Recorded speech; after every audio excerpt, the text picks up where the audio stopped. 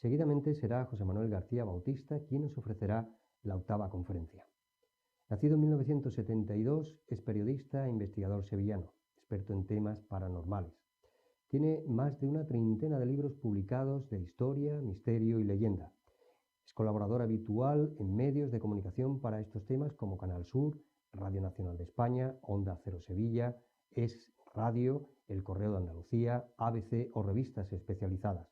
Es coautor de la exitosa saga Guía Secreta de Sevilla y otros títulos entre los que destacan Casas Encantadas de Sevilla, Sevilla Paranormal y OVNIs en Andalucía. Y un larguísimo etcétera. Os dejo con José Manuel García Bautista y su conferencia titulada Lugares Mágicos de Andalucía.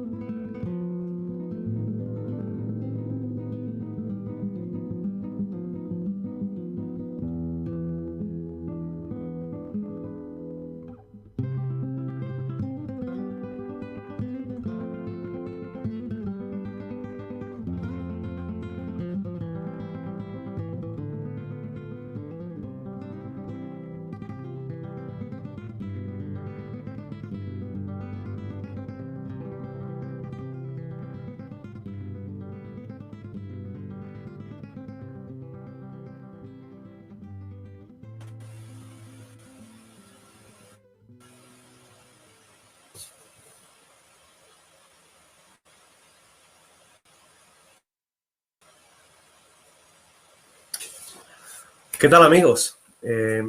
Lo primero, agradecer a todo lo que es la organización de este quinto Congreso Internacional de Parapsicología realiza la SEI, pues el que haya contado con mi persona y que haya querido pues que también tenga esta participación. Agradezco enormemente pues tanto a José David Flores, tanto a David de la Rosa, que están ahí haciendo dados esfuerzos porque las conexiones funcionen y porque todo vaya bien. Desde luego por impulsar de una forma tan exquisita lo que es el misterio. Lo que es el misterio aquí en Andalucía, puesto que es el SEIP de Andalucía, pero también en toda España, haciendo gala a ese espíritu de camaradería que Pedro Amorós a través de la SEIP nos inculcó durante tantísimo tiempo. Mi agradecimiento a muchísimos amigos que están conectados, que nos están viendo y que están siguiendo este congreso y que lo harán, sin duda alguna, el día sucesivo, y que de alguna forma también ellos son y por ellos se hace este tipo de congresos que es tan importante, ¿verdad? Y que a mí me toca hablar de un tema que particularmente me apasiona y es, bueno, pues algo tan importante como lo que son los misterios en Andalucía. Andalucía es tierra de misterios, está cargada de todo lo que son lugares mágicos de poder en muchos casos, y muchos de ellos hemos tenido la oportunidad de visitarlos en diferentes ocasiones, pero desde su más pasado remoto, pues nos vamos a encontrar con una tierra que está vinculado, ya partiendo desde la antigüedad, a realmente el mito de Tartessos, ¿verdad? ¿Dónde está ubicada Tartessos? Yo voy a pretender durante este tiempo que tengo como hacer un recorrido por todo lo que es nuestra Andalucía, de norte a sur, de este a oeste, visitando lugares mágicos, lugares de poder, evidentemente, pero también visitando las casas encantadas, que en muchos casos, pues bueno, hemos tenido la oportunidad de visitarlas, hemos tenido la ocasión de entrar dentro de ellas y de hacer mil y una investigaciones que recuerdan que el misterio también está muy presente en esta tierra. Como os comentaba, un viaje a través del tiempo. El primero de ellos, evidentemente, al mito de Tartessos. ¿Dónde estaba Tartessos? ¿Existió realmente? Bueno, hoy sabemos, después de muchas investigaciones, como la que hizo, por ejemplo, Adolf Schulten en toda lo que era la cuenca del río Guadalquivir, o las que surgieron como consecuencia del descubrimiento del tesoro del Carambolo, gracias a Mata Carriazo, que encuentra ese tesoro en lo que es el Aljarafe sevillano, y sabemos por la mucha documentación que hay a nivel histórico, a nivel arqueológico, que Tartessos evidentemente fue un lugar que realmente existió, que estuvo en un punto indeterminado en lo que es Huelva, lo que es Cádiz y lo que es Sevilla, posiblemente en toda esa extensión, puesto que era un pueblo que tenía diferentes zonas urbanizadas y que posiblemente pues había diferentes orbes que en ellas estaban también con una relación comercial con fenicios, con turdetanos, y que forman ese pasado evidentemente glorioso en Andalucía. Se ha buscado los restos de la antigua Tarsis pues en Sanlúcar de Barrameda, se ha buscado en el Aljarafe, en toda la zona de Hinojos, en las marismas, incluso, ¿por qué no?, en la propia ciudad de Sevilla. Pero hoy hay indeterminado, que nos ha quedado, bueno, pues ese tesoro que os comentaba anteriormente, y evidentemente algo también tan importante como esa pista, esa huella que podemos encontrar hoy día en otros puntos como Córdoba, como por ejemplo Canchorroano, en todo lo que es la zona extremeña, y que nos da la idea de un pueblo vasto, una inmensa cultura, que fíjense, incluso hay quien lo ha relacionado con la mítica Tartessos, con esa Tartessos que hacía y entroncaba directamente de las dos Tartesas que conocemos, la moderna, que es de un origen fenicio, y la antigua, que es la que se ubica con otro mito, el de la Atlántida, aquel que decía Solón, ¿verdad?, que cruzando o pasando las columnas de Hércules, es decir, el estrecho de Gibraltar, pues se encontraba con algo tan curioso, con algo tan mágico, con una tierra rica, fértil, con 7 estados diferentes, que hoy se considera una idealización de lo que era la sociedad de la época, pero que en su día incluso se ubica en toda la desembocadura del Guadalquivir, cuando el nivel del río era mucho más alto, y se ubicaría en un punto, como os comentaba, indeterminado. Ese es uno de los primeros lugares mágicos que os quería hoy mostrar, que os quería enseñar. Pero si hay también un punto importante dentro de lo que es esta Andalucía repleta de misterios, repleta de mitos, ¿verdad?, pues yo quisiera irme con vosotros a Málaga. Y en Málaga quiero que seamos un poco partícipes de un lugar también mágico, maravilloso, que es una cripta dedicada a la muerte. Una cripta dedicada a la muerte que desde luego a todo lo que la ve nos deja sorprendidos. Es la cripta de la Victoria, o en este caso, aquella que dispuso el conde de Bellavista, nada más y nada menos que José Guerrero Chavino, en el año 1691, y que está, en este caso, dedicada al santuario de Nuestra Señora de la Victoria. En la barriada, en este caso, de Fuenteolleta, la capital malagueña, y que dedicó gran parte de su fortuna a ella. Bajo ese santuario, muy pocos lo saben, los amigos que me están viendo de Málaga bien la conocen, hay un santuario que hay una cripta donde descansan los restos mortales de su esposa y también, bueno, del mismo. Aquella cripta es extraordinaria. No tiene nada que ver, creo yo, con ninguna que hayamos conocido, pues habitualmente estamos acostumbrando a panteones fríos, ¿verdad? Un recinto funerario austero y, bueno, como los que podemos encontrar en cualquier cementerio. Pero lo cierto es que si entramos en ella y miramos alrededor, nos vamos a encontrar que hay toda una gama de figuras dedicadas a la muerte, esqueletos que nos hablan, pues, con inquietud de la vida, de la muerte, de lo que hay más allá de esa propia vida, de la dualidad, de lo positivo y de lo negativo, del yin y del yang, de todo lo que es el bien y el mal, de lo blanco y de lo negro, es decir, la eterna dualidad. Y está llena de incertidumbres, es una cripta que realmente a mí me deja, bueno, pues precisamente estando entre lo mágico y lo extraordinario. Tenemos que fijar nuestra atención cuando estamos en ella, en niños, en esculturas, en figuras de bebés que avanzan entre los esqueletos, que nos avisan siempre que la ronda de la muerte está cercana y que es una cripta con un gran simbolismo. Está todo lleno de espejos, esa eterna también dualidad que tienen los espejos. Presenta también al alma humana en diferentes estados, cerca de Dios. Evidentemente está ligada a la muerte, está ligada a Dios, pero también al infierno, donde hay muchos purgatorios y muchos tipos de purgar esas penas. Y hay, bueno, elementos que son perturbadores, como por ejemplo el de un niño que es arropado por la muerte, o por ejemplo una pareja que se aleja en el reflejo de un espejo que aparece una calavera. Es decir, siempre de forma inesperada está la parca esperando en aquella cripta que para mí es uno de los lugares más extraños, pero a la vez también de los cuales podemos hacer una mirada a lo que era esa vista del pasado, que a mí particularmente me sobrecoge porque nos habla clara de lo que es ese concepto de muerte que en muchos lugares hay y que en este caso también podemos encontrar dentro de lo que es esta cripta de Nuestra Señora de la Victoria en Málaga. Otro lugar mágico, otro lugar maravilloso que nos encontramos en Andalucía, cargada de energía y que también es muy importante, el monasterio de La Rábida.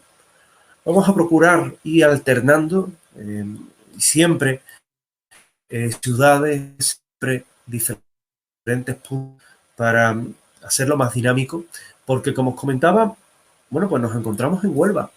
Y en Huelva tenemos el monasterio de La Rábida, que para muchos es mito, para otros está cargado de simbolismo, porque de allí precisamente parte el almirante Cristóbal Colón y de allí parte toda esa idea, aunque ya la tenía forjada en su cabeza, de lo que fue el descubrimiento. Y curiosamente allí, en Santa María de la Rábida, pues nos encontramos que hay toda una devoción a la Virgen, pero también si nos vamos más allá en el tiempo, a tiempo de los fenicios, nos encontramos que a ese mismo lugar lo llamaron Rus Baal. Y es una ubicación de un templo que se dedicaba a uno de los dioses de Tiro, donde se realizaban ofrendas y sacrificios humanos. Por todos he sabido que allá donde hay un templo religioso muy antiguo, como pudiera ser una catedral, antes, por ejemplo, había algo más. Os pongo un ejemplo sencillo y gráfico.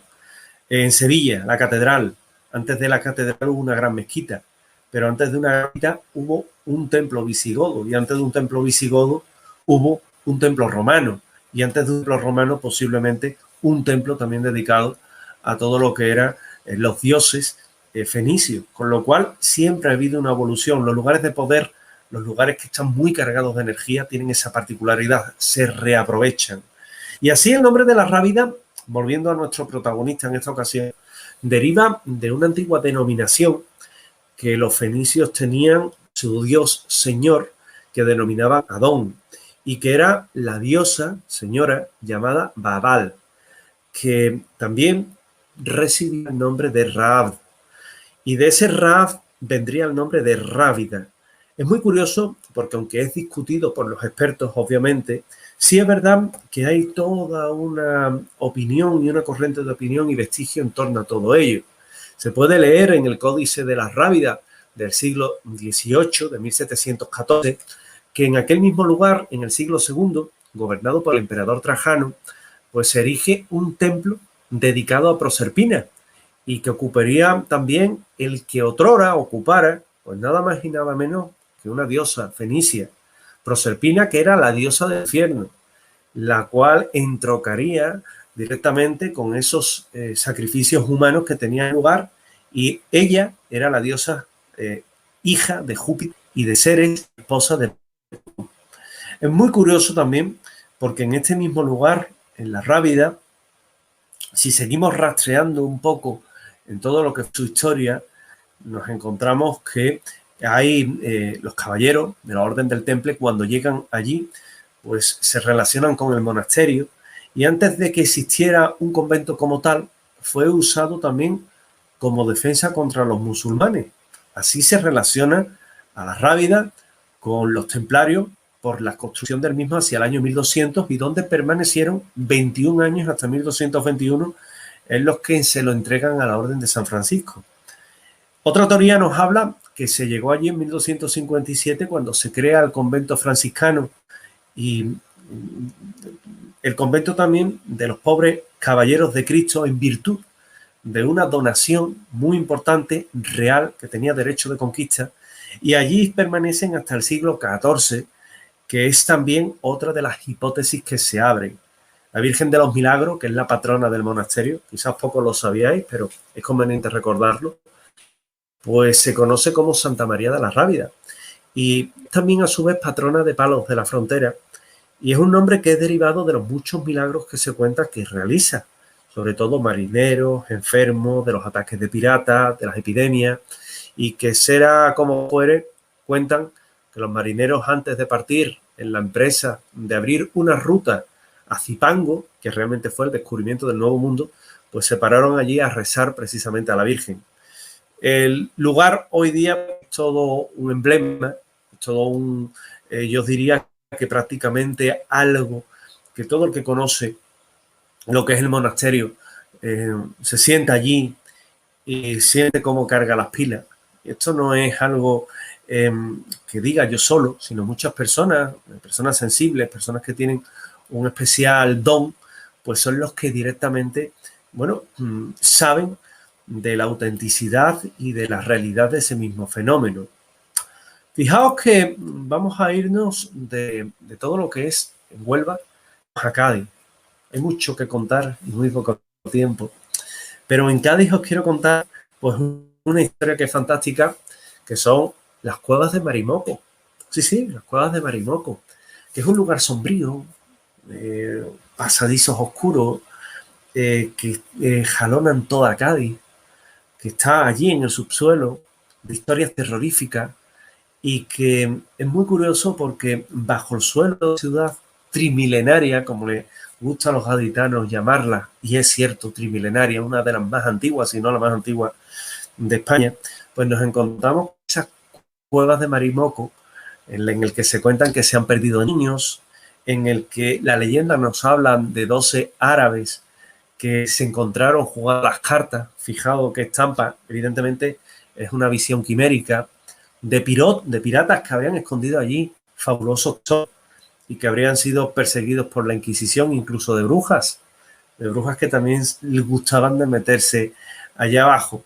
Es muy curioso porque mi buen amigo, en este caso Eugenio Belgrano, en muchas ocasiones nos ha hablado de ese lugar, hemos estado allí, y es de esos puntos en los que los túneles en sí pues serían de tiempos de los romanos, como un sistema de alcantarillado que tenía como fin unir diferentes edificios importantes, tales como, por ejemplo, el arco romano, las puertas de tierra, el castillo de la villa, la casa del obispo, una casa encantada de la que quiero luego hablaros, y todo ello forman una red de galerías que son muy importantes y que allí se han encontrado incluso monedas antiguas fundidas por las rocas, por la erosión, por el paso del tiempo, incluso ha sido fruto de hallazgos importantísimos como de unos niños que se encontraban allí jugando, vaya sitio, ¿verdad?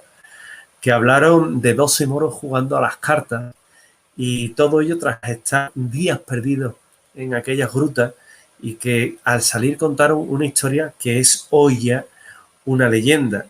Igualmente se hablan de extraños sonidos, posiblemente provocado por el viento, por el romper de las olas. Hemos de tener en cuenta que esto va bajo el nivel del mar y que nos da desde luego una idea de un lugar que hay que conocer. Esas cuevas, las cuevas de Marimoco, que han sido un argumento para decirle a niños como un asustador profesional fuera, como no te comes la comida, como no te vayas a dormir, te voy a llevar a las cuevas de Marimoco, como un lugar en el que se pierde la persona y en el que incluso se habla que el hombre pez de Liérganes, aquel que une el norte de España con el sur, pues fue apresado en un lugar de la costa gaditana y que gustaba de refugiarse en estas cuevas que son un pedazo de la historia de Cádiz, que conviene que recordemos, conviene que tengamos siempre presente. Como presente que tener al Índalo o al Indalo en Almería, que es uno de los signos más significativos y más reconocidos de toda nuestra zona y que tiene un origen incierto. Tiene un origen incierto porque las primeras representaciones se lo encuentran pintado en las cuevas de los letreros, situadas en las faldas, en este caso de Maimón, en la localidad de Vélez Blanco. Y allí hay una pintura rupestre, posiblemente del Neolítico tardío o de la Edad del Cobre, en la cual hay un símbolo, es apenas un esquema, es la típica cabecita con el cuerpecito y en torno a la cabeza un arco que nos dice mucho. Hoy día es uno de los emblemas de la provincia almeriense. Fue descubierto en 1888 en esa cueva de los letreros por Manuel de Góngora y Martínez. Y en su lugar, bueno, pues hoy es Monumento Histórico Nacional de 1924, posteriormente Patrimonio de la Humanidad, y es considerado pues el símbolo de la prosperidad. Por eso muchos lo llevan en su llavero, porque es símbolo de la prosperidad, de la buena suerte, de la felicidad, de la fertilidad. Es también un tótem, el que nos podría hablar muchísimo mi buen amigo José David, y que es un emblema, con especial mención también en la zona de Mojácar, porque allí fue representado pintándolo con almagre para proteger las casas de las tormentas, del mal de ojo. ¡Ay, el mal de ojo!, ¿verdad? Y le dicen el muñequito mojequero.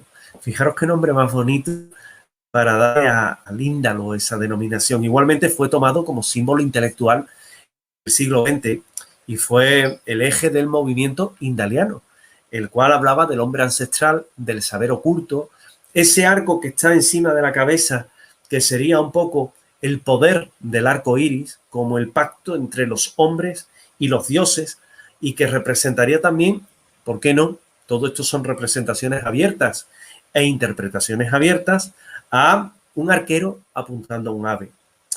El Índalo podría significar en la lengua de los íberos el mensajero de los dioses, el Indal Esius, que de alguna forma también se reconoce más por San Indalecio, que también es la relación que hay siempre con el santo y que, bueno, es curioso cómo en otras culturas también se ha representado a este mismo símbolo, pero en diferentes puntos del mundo, como se han encontrado en cuevas que nos recuerdan, ¿por qué no?, en la antigüedad a la divinidad se la podía entender de diferentes formas y que de alguna manera, bueno, pues nos encontramos con algo tan mágico, tan maravilloso como las mismas creencias, pero fijaos que surgen en diferentes puntos del mundo, casi al unísono, pero sin haber habido un contacto.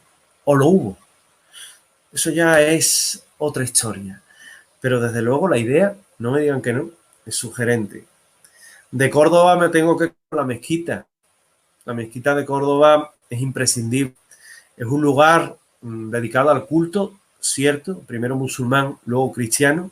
Hoy día sigue siendo mezquita catedral y que es un buen ejemplo de lo que fue esa fusión, ese sincretismo cultural, que no religioso, entre pueblos. La mezquita de Córdoba, que es un hecho sorprendente, a mí me llama muchísimo la atención porque nada más que llegamos nos llama y salta a la vida ese campo de columnas, esos arcos con todas esas dovelas en diferentes colores, siempre destacando una policromía entre el ocre, el tierra y el negro, que hace que sea un laberinto de columnas, que para mí es maravilloso, que invita a entrar dentro del monumento y que es un emplazamiento que se sabe que data de la antigüedad. Fijaros que Córdoba, como tal, ya se conoce como poblado íbero desde el siglo I a.C. y que tuvo una considerable importancia durante la etapa del Imperio Romano, pero sobre todo bajo el mando de Lucio Mario, que alcanzó su máximo, creo que todos estaremos de acuerdo, durante la invasión musulmana. Fue Abderramán III el que acaba con una serie de disputas por el poder y él instaura lo que es la ciudad califal de más belleza, le decían la perla del Guadalquivir junto a Sevilla, y la mezquita precisamente se atribuye a Abderramán en una época en la que el califato de Damasco tenía una importancia suprema, estamos hablando del año 756, y que proclama la independencia del Islam occidental y de una forma, bueno, pues hace que esa mezquita sea también un eje, ¿verdad? La mezquita de Córdoba, que está construida también sobre un lugar muy especial, porque es un promontorio junto al Guadalquivir, en un estereotipo de construcción que parece repetirse mucho en las culturas y en las religiones, y habitualmente sobre un templo, pues de una cultura invadida que se construye otro templo. Antes lo comentaba, por ejemplo, con el caso de la Catedral de Sevilla o con el Monasterio de la Rábida. La mezquita, por tanto, se alza en un lugar elevado, un lugar de poder. Se debe de tener en cuenta que emana una energía especial y, curiosamente, por los estudios que se han realizado al respecto, antes que el templo visigodo que existía allí, se cree que había también un templo romano. Esto seguramente ya os va sonando. Y se argumenta que allí se encontró una columna milenaria que de alguna forma habría sido puesta en todo lo que es el crucero de la catedral y que se eligió como lugar sagrado porque ya venía marcado como lugar sagrado. La mezquita de Córdoba, no sé si lo sabéis, que tiene otra particularidad.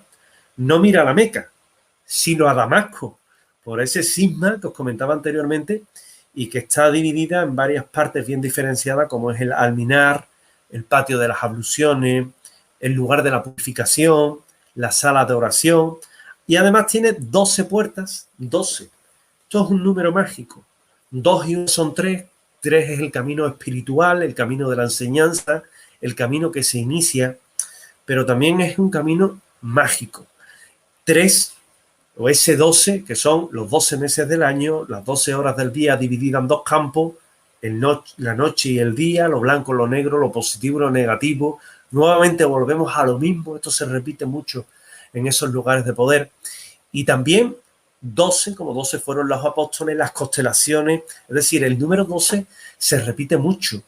Y la mezquita, que es un lugar mágico, que como os comentaba, tiene un influjo que es maravilloso en todo lo que es el ser humano y que a mí particularmente, en las ocasiones que he tenido que ir y en las ocasiones que he podido entrar he disfrutado mucho. Incluso una vez, fijaos, voy a contar algo nunca, pero que a mí me gusta.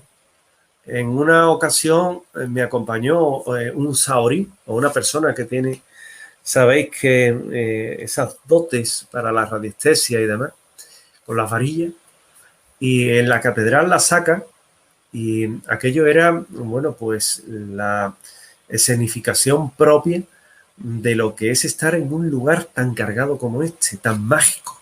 Era un lugar que detectaba todas esas energías, y como energías que detectaba, pues era digna de tener en cuenta. Vámonos a Granada, y os hablo de la Alhambra. La Alhambra, que es un lugar magnífico, también otro lugar cargado.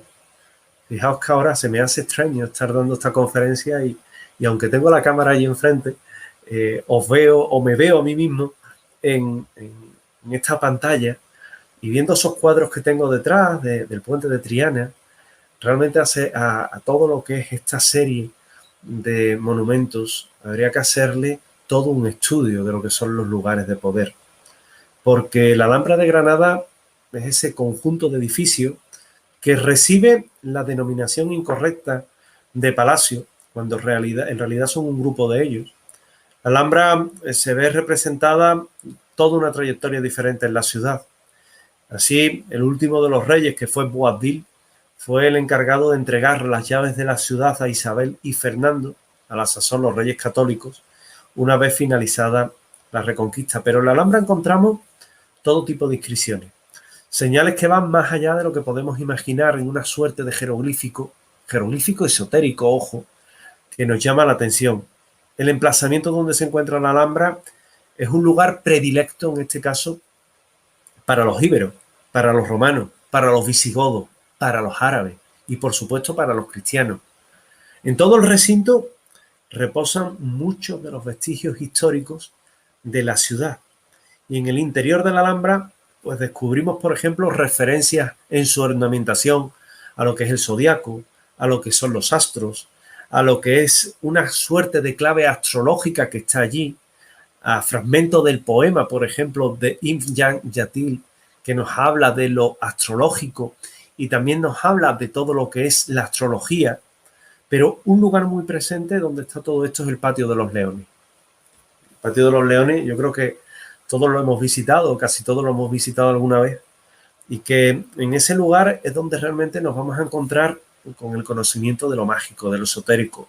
Un lugar que es una fusión perfecta con la naturaleza, con el conocimiento, con el saber, con lo esotérico, con lo astrológico. La misma Alhambra está alineada con las estrellas. Su colina, la colina asásdica, que está en línea con las estrellas Alfa Ophiuco y Gamma Ophiuco, y no debe ser entendido como un producto del azar, sino que es que lo construyeron así, aposta, queriendo, por esa fusión que había también con ese conocimiento astrológico y astronómico. Y en el interior de la Alhambra encontramos las claves, los símbolos del mundo árabe.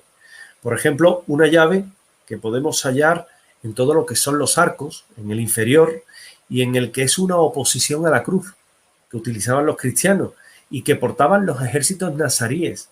También representa las puertas del espíritu. Es la llave que nos cuenta el Corán que entregó el rey David al profeta Mahoma. Igualmente significa la mano tallada en un arco superior, que es imposible que la mano y la llave lleguen a tocarse, pero que hay una profecía que dice que cuando esas dos manos se toquen, la Alhambra desaparecerá. Fijaros, a modo de una suerte de profecía apocalíptica. Hay un legado también alquímico en la Alhambra, ya que nos cuenta la leyenda que el rey financió la construcción de palacios gracias a los conocimientos de ese arte, pues transmutó el plomo en oro, el sueño de un alquimista, que no era ese, realmente es el conocimiento nuevamente, y que fue la construcción de esos palacios cristianos que están en el interior. Alhambra, que viene de Al-Amar, que significa cara roja, que era el linaje de los Nazar, y que es una tradición que afirma que vendría el mismo nombre también del tono de los ladrillos. Hay un escritor que es Washington Irving, Cuentos de la Alhambra, como no recordar su obra, que recopila una importante colección de leyendas donde nos podemos encontrar, bueno, pues desde fantasmas en el interior de la Alhambra, hechizos, poderes grandiosos que había, fenómenos inexplicables, y que nos encontramos también una relación con la numerología. Fijaos que antes os hablaba de esto mismo, cómo se va uniendo todo. ¿Os fijáis lo curioso que es? Una relación que había con lo que era la mezquita de Córdoba. Pero es que en la Alhambra encontramos que el Patio de los Leones tiene 24 columnas en representación a las 24 palmeras del Edén. Numerología.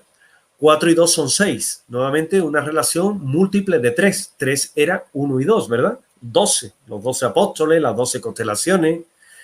Fijaos que dicen de ellas que se comportan como pilas eléctricas porque en un suelo de plomo y zinc pues crearía un voltaje. Es curioso porque nos encontramos el simbolismo de los números 12 y 24 que se repiten muchas veces. 12, por ejemplo, como las 12 tribus perdidas, como los 12 signos zodiacales. No me voy a repetir, porque esto mismo lo hemos visto en precisamente la mezquita de Córdoba. Y todo viene, fijaos, relacionado. Los leones, que también tienen su misterio, porque la fuente, por ejemplo, hay en la frente de 2 de los leones hay 2 triángulos. Uno con el vértice hacia arriba, otro con el vértice hacia abajo.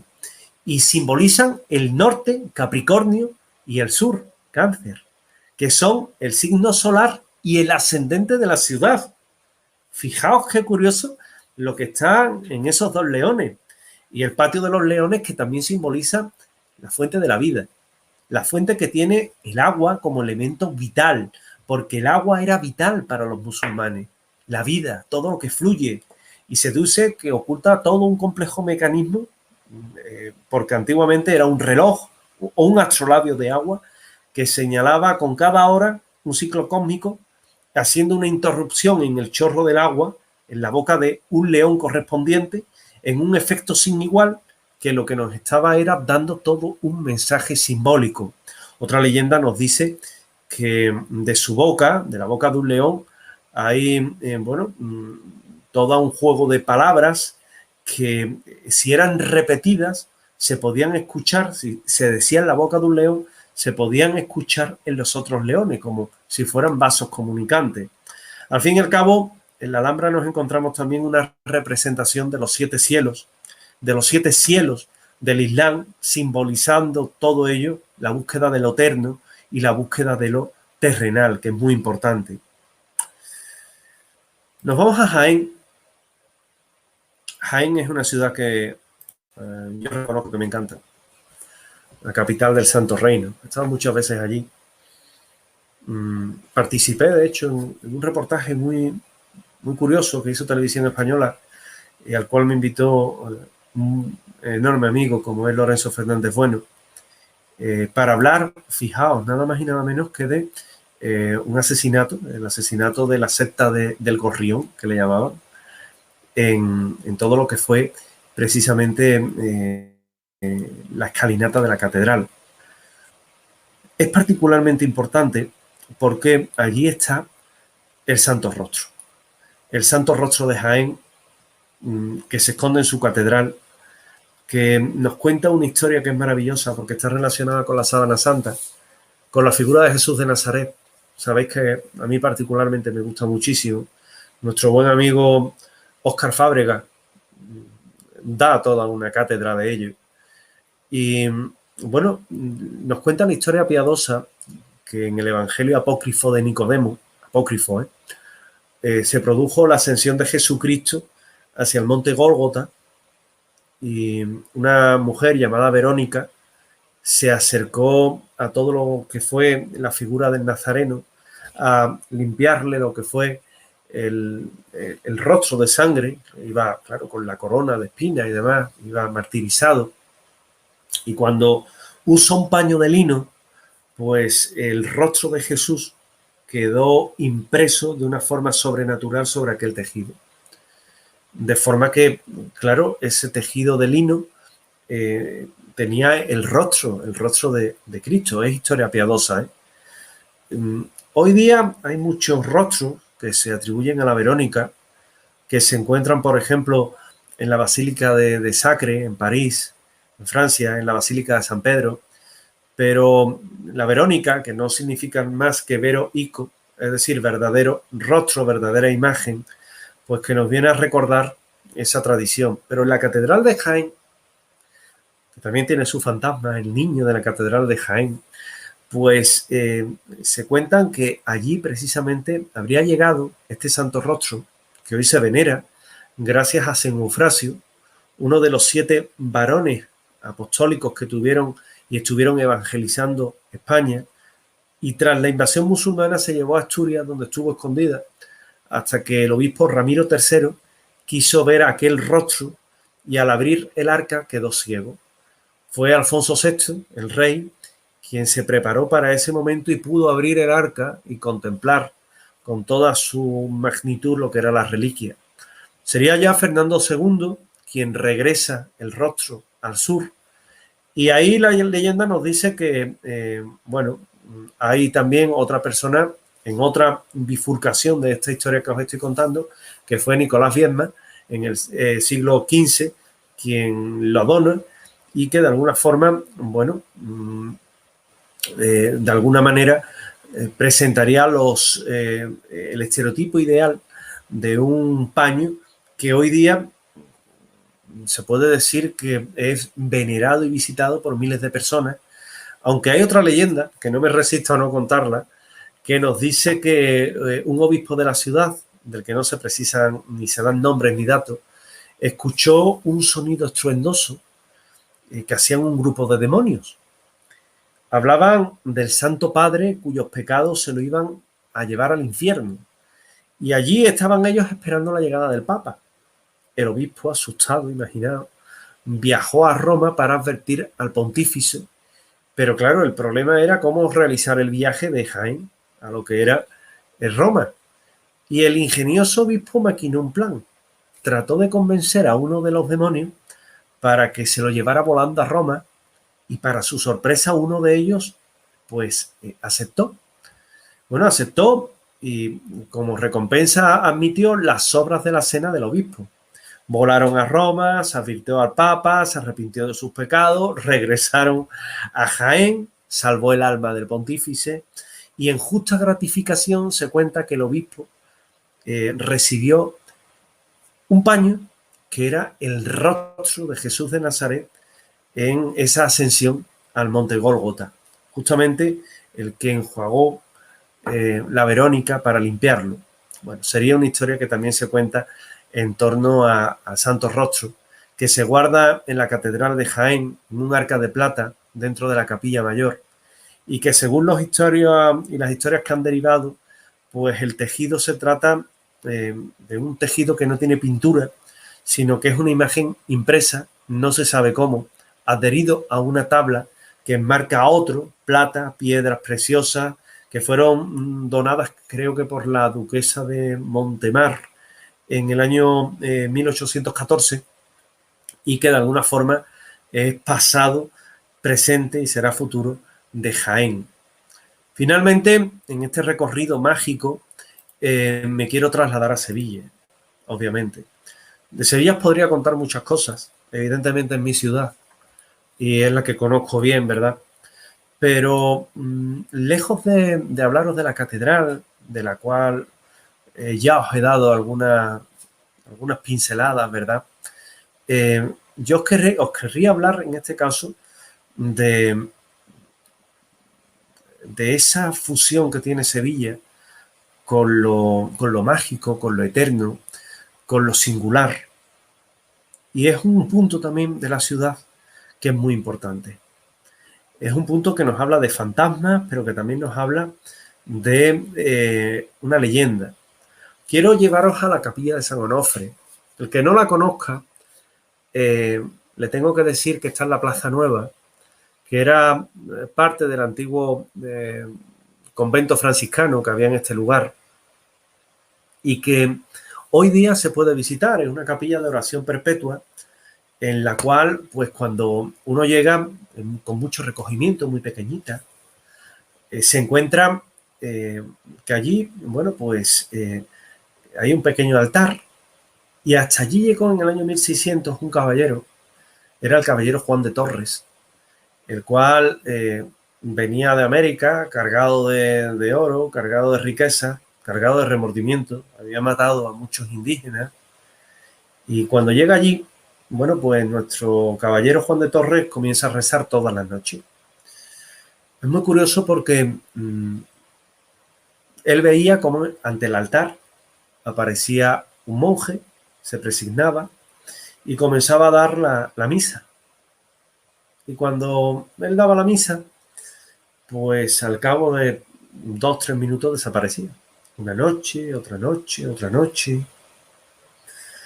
Nuestro caballero era aguerrido, llevaba la espada en el cinto, no se dejaba milanar, pero hay un momento en el que él pues tiene la necesidad de compartir aquellas visiones que está teniendo nada más y nada menos que con el padre abad del convento franciscano y le dice lo que ocurre. Mire usted, padre abad, todas las noches debe usted, vuestra merced, saber que aquí se aparece un fantasma, pero me inquieta porque no sé qué es lo que quiere. Y el padre, en este caso franciscano, el padre abad, le dice, posiblemente sea un alma que le ha quedado algo por decir. Dale tu ayuda, ponte junto a él y ofrécele tu ayuda. Y eso hace. Él se pone aquella noche, espera su aparición y cuando aparece se pone a su derecha y le ofrece la ayuda. El monje de buena gana la admite y empiezan los dos con los primeros salmos hasta que hay un momento en el que el monje lo mira y le explica su historia.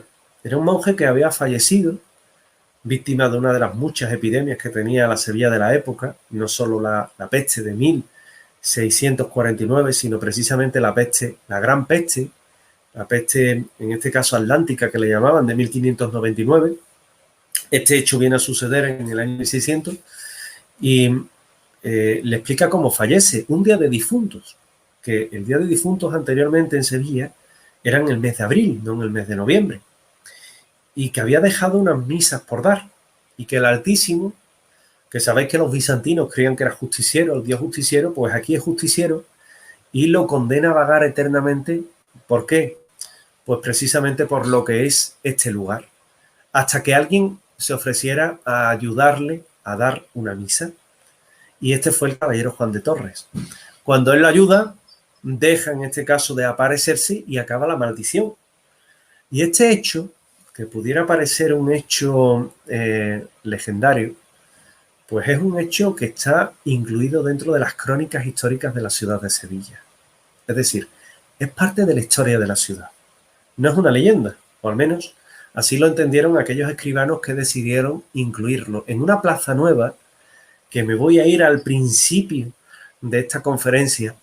Se enclava precisamente en el punto en el que los tartésicos tenían parte de todo su mercado y en el que hasta ese punto, hace ya la friolera de casi 2.800 años, 3.000 años, llegó un marinero llamado Melcar, fenicio, que se atrevió a cruzar todo lo que fueron las columnas de Hércules, el estrecho de Gibraltar, que por miedo navegó junto a la costa. Ellos creían que más allá del estrecho de Gibraltar lo que había era un terraplén o una catarata que se caían los barcos y ya desaparecían, o un monstruo que se comía los barcos, y que cuando él ve una desembocadura de un río, entra para no arriesgarse más, y cuando entra, pues cuando el agua deja de ser salada, es decir, a la altura pasada de los palacios en Sevilla, pues llega a un punto donde había 3 islas y en esas 3 islas se asienta en la que estaba en la margen más a la derecha.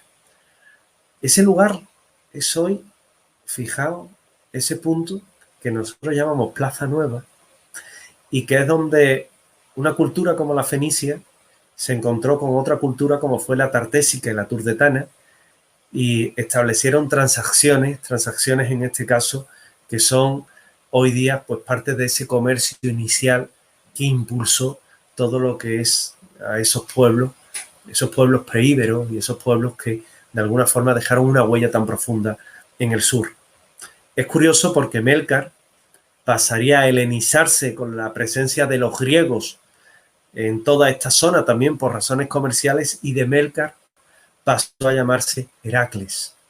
Y los romanos, cuando sabieron de sus historias, ya idealizadas, las 12 pruebas y demás, pues ese Heracles lo llamaron Hércules.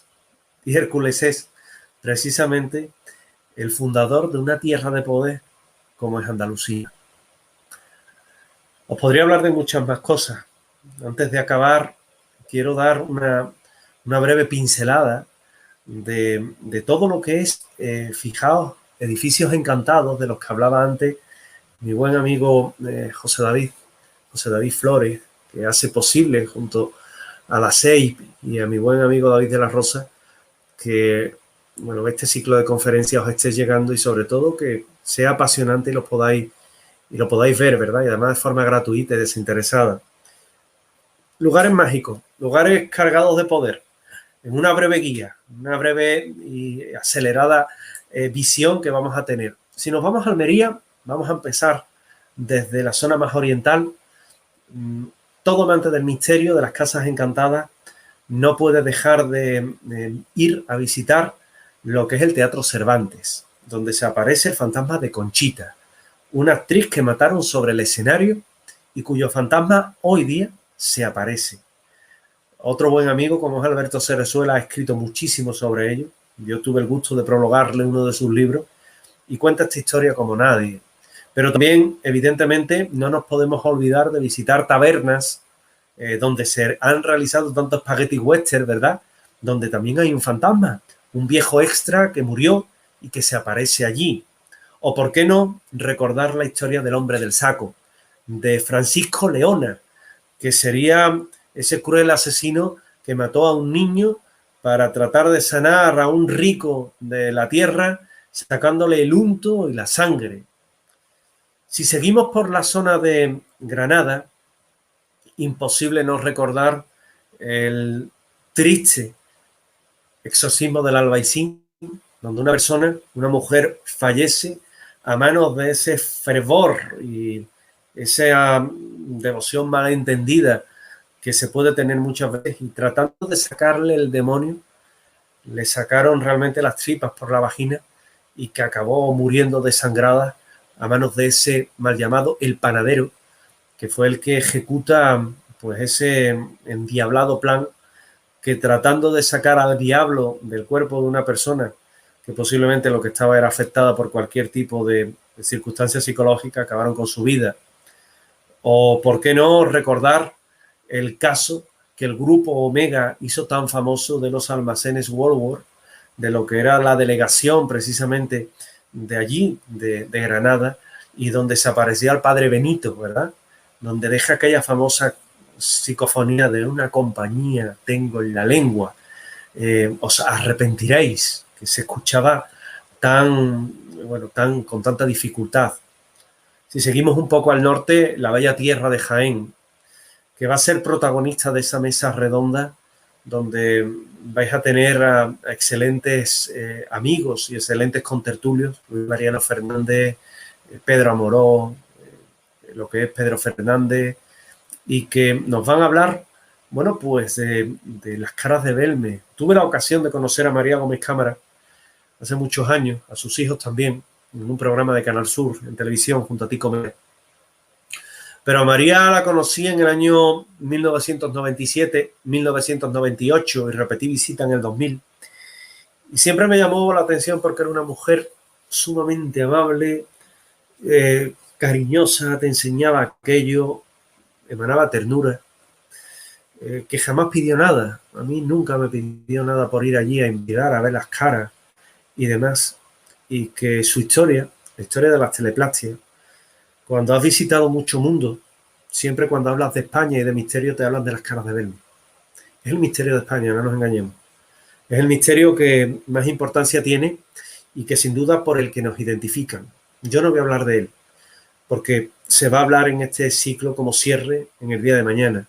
Pero sí es verdad que merece la pena que lo tengamos a mucha honra, porque es uno de los misterios más conocidos y más populares del mundo, y a la vez más inexplicados. O por qué no hablar del santo custodio, que no es un santo, pero que era un santón que hacía y obraba curaciones milagrosas en toda esta zona, o los fantasmas del propio ayuntamiento, de la propia catedral o de la delegación de urbanismo de Jaén, que tuve también la oportunidad de investigar en primera persona. De Málaga, la cripta de los Gálvez, que emana también tanto misterio. Hemos hablado hoy de la cripta de la Victoria, pero no me puedo olvidar del cortijo jurado dominando el promontorio que va hacia Campanillas y que tuve la oportunidad de estar allí en el año 2002 y en el año 2003 investigando y que realmente conmueve. Es un sitio que sobrecoge y que no sé si hay fantasmas o no, pero hechos paranormales cuando menos ocurren. Mi buen amigo José Manuel Frías también escribió de eso profundamente, o Juan Fra Romero, y que desde luego es un sitio que hay que visitar. O recordar, por ejemplo, el Poltergeist, nada más y nada menos que de Plaza y Janés, que es todo un hito y todo un mito. O, por ejemplo, el cementerio de San Miguel, ¿verdad? Con ese niño que se aparece allí, o esos tantos fantasmas, incluso hay un tour que se realice que te hablan de ello. De mi Cádiz, de esa tierra de adopción. Yo me considero casi hijo de Sanlúcar de Barrameda, ¿verdad? Pero me quiero quedar de Cádiz con la Casa del Obispo. Una casa que es un ejemplo, hoy día un museo, pero donde también se realizan exposiciones y es todo un panel de lo que era la Cádiz fenicia, la Cádiz romana, y donde también se encontraron el rastro del misterio. Propio Manuel Pimentel, con el que también tengo amistad, estuvo allí, o se han realizado muchas investigaciones. Germán Garbarino, por ejemplo, la enseñó en diferentes ocasiones. O la leyenda de la Casa del Espejo, ¿verdad? De aquel capitán que le llevaba a la hija un recuerdo de cada sitio, un espejo en este caso, y que su madrastra, movida por los celos, la asesina y él tiene una visión a través de uno de esos espejos de ese crimen, ¿no? Una historia brutal. O de un callejón del duende, que también tenemos en Cádiz, o de la niña incorrupta de la catedral, o de la propia catedral, o del cráter de la bahía. Cádiz, llena de misterio. O Córdoba, con esos cortijales malditos, ese triángulo de cortijos donde se producen todo tipo de suicidios, ahorcamientos. O esa ciudad cargada también de leyendas que nos habla de cómo, por ejemplo, se abría el suelo de una determinada casa y se accedía a un tesoro que atrapaba a una chica. O de hospitales como es el Castilla, donde hay fantasmas y donde se dice que se aparecen, ese vestigio del pasado, ¿verdad? De Huelva siempre me voy a quedar con un caso que se lo voy a recordar a José David porque estuvimos juntos con otros muchos amigos, como fue el de Tiro de Pichón, que casi acabamos en Portugal, pero que nos quedamos allí dentro a investigar, que estuvo acompañándonos un buen amigo como Luis Mariano Fernández, que estuvimos allí haciendo esa investigación magnífica que nos llevó semanas porque íbamos muchas veces y que sufrimos incluso un aporte, una cadena que vimos en el suelo, o cómo sonó música franquista, que era música de la Falange, que partía de la nada y cuando bajamos a un salón nos encontramos un enorme mural que representaba precisamente a la juventud de falangistas, ¿no? O el Manuel Loy, ya derribado, y donde se aparecía un fantasma en la quinta planta, o la catedral inacabada, o la peña de Arias Montano, de ese bibliotecario del rey que dejó todo un saber esotérico en la biblioteca, en este caso del Escorial. Cuenta la leyenda que en los lomos de los libros escribió algo, dejó un mensaje y luego desordenó los libros, y quien pueda ordenarlo, claro, estamos hablando de miles de libros, pues encontrará un secreto que dejó Benito Arias Montano, que se retiró aquí para orar, para meditar. De toda la zona de Huelva, o a nivel ufológico, de las apariciones de Gibraleón, o pasando ya a Sevilla para despedirme, pues quedarme con esa catedral que tiene mucha simbología, de la cual hoy solamente os he dado un esbozo, hablando también de otros puntos de poder de lo que es nuestra tierra de Andalucía, pero que también ha dejado casos para la investigación paranormal que son hoy día todo un emblema, como ese hospital de las 5 llagas, hoy Parlamento de Andalucía, donde se aparece Sor Úrsula. Tuvimos la oportunidad de investigar, donde también podemos hablar del restaurante Vianda, con toda su carga de polémica para el que lo desconoce. Los que estuvimos allí sabemos que no. De la Facultad de Bellas Artes, donde se aparece Cecilia Voz de Faber y que tantos han hablado de su fantasma. O, ¿por qué no?, hablar del Hogar Virgen de los Reyes, donde se aparecen monjas, donde se aparecen niños y del que mejor que nadie José David nos podría hablar, puesto que él fue testigo directo de una de esas apariciones. En suma, es Andalucía.